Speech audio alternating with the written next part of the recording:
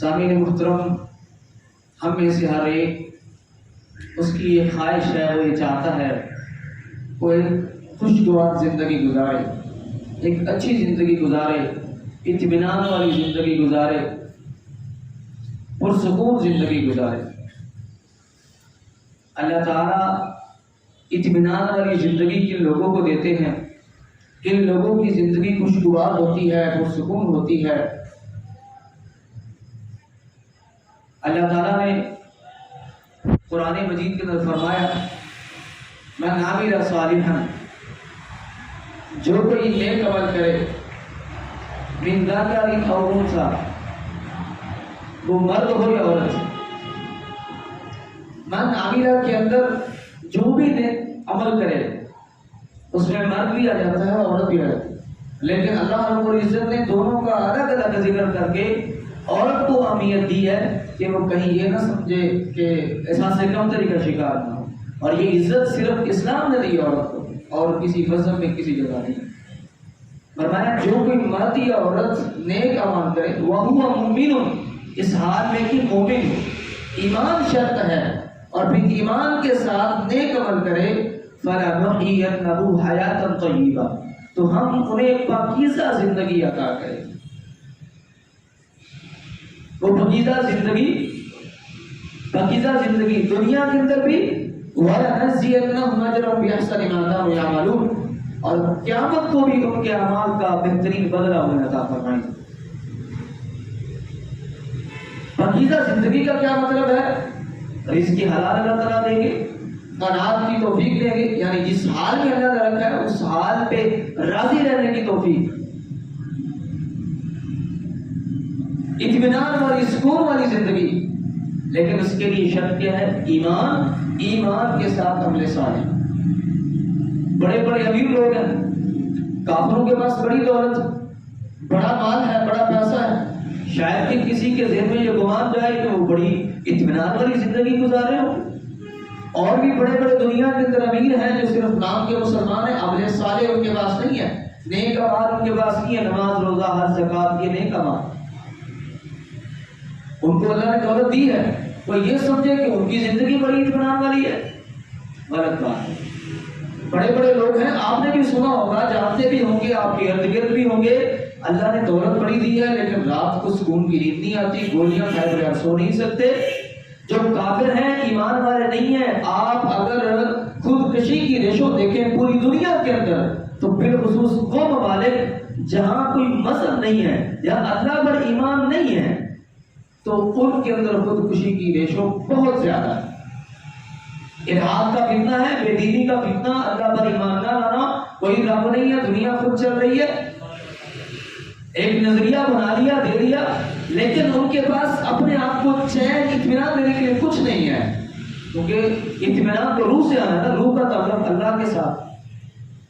تو اطمینان والی زندگی کن کو ملتی ہے؟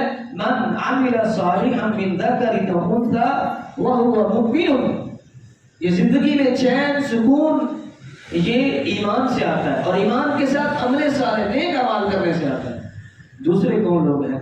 فرمایا الذین آمنوا وتطمئن قلوبهم بذکر اللہ، الا بذکر اللہ تطمئن القلوب، وہ لوگ جو ایمان لائے اور ان کے دلوں کو اطمینان اللہ کے ذکر کے ساتھ ملتا ہے، اور فرمایا خبردار سن لو، اللہ کے ذکر کے ساتھ ہی دلوں کو سکون ملتا ہے۔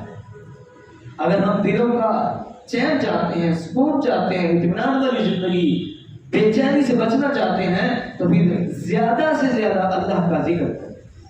اللہ کا ذکر نماز ہے، قرآن ہے، اس میں پہلے بھی بات ہو چکی ہے، دیگر اذکار ہے۔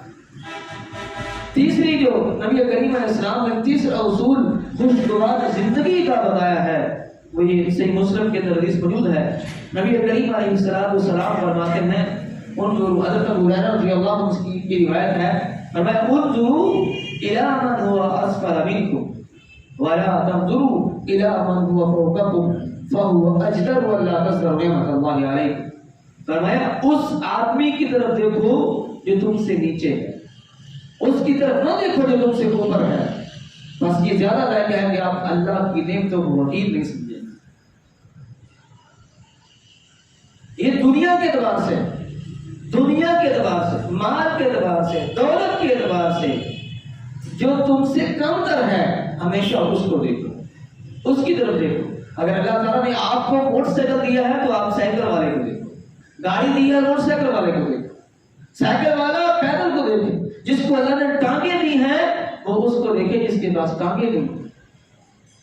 اگر آپ کا گزران اچھا چل رہا ہے، 3 وقت کا آپ کو کھانا مل رہا ہے، تو آپ اس کو نہ دیکھیں جو بڑا میرا بڑا اچھا اس کا پروٹوکول ہے، 3 4 کھانے کھاتا ہے، نہیں، اس کو دیکھیں جس کو کبھی 1 وقت کا ملتا ہے دوسرے کا نہیں ملتا۔